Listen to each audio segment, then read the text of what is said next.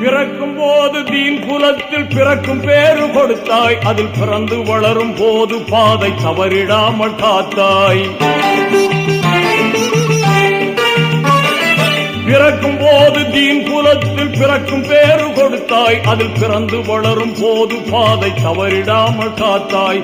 மறக்கும் மனித இயல்பில் உன்னை மறந்திடாமல் வைத்தாய்.